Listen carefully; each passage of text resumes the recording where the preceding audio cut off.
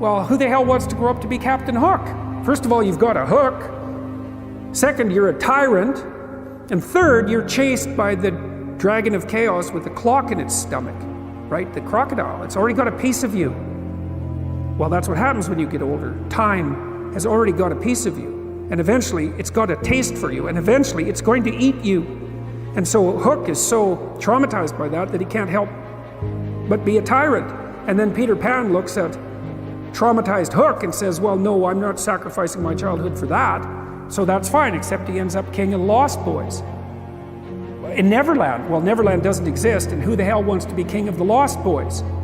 And he also sacrifices the possibility that he'll have a real relationship with a woman, because that's Wendy, right? And she's kind of conservative, middle-class, London-dwelling girl. She wants to grow up and have kids and have a life. She accepts her mortality, she accepts her maturity. Peter Pan has to content himself with Tinkerbell. She doesn't even exist. She's like the fairy of porn. She doesn't exist. She's the substitute for the real thing. But the dichotomy that you're talking about is very tricky, because there's a sacrificial element in maturation, right? You have to sacrifice the pluripotentiality of childhood for the actuality of a frame. And the question is, well, why would you do that? Well, one reason is it happens to you whether you do it or not. You can either choose your damn limitation, or you can let it take you unaware when you're 30, or even worse, when you're 40. And then that is not a happy day.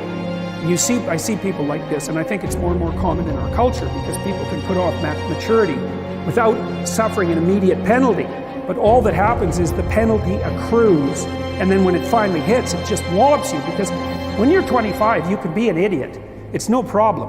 Even when you're out in a job search, it's like, well, you don't have any experience and you're kind of clueless. It's, yeah, you're young, it's no problem. That's what young people are like, but they're full of potential. Okay, well, now you're the same person at 30. It's like people aren't so thrilled about you at that point. It's like, what the hell have you been doing for the last 10 years? Well, I'm just as clueless as I was when I was 22. It's, yeah, but you're not 22. You're an old infant, right? And that's an ugly thing, an old infant. So, part of the reason you choose your damn sacrifice, because the sacrifice is inevitable, but at least you get to choose it.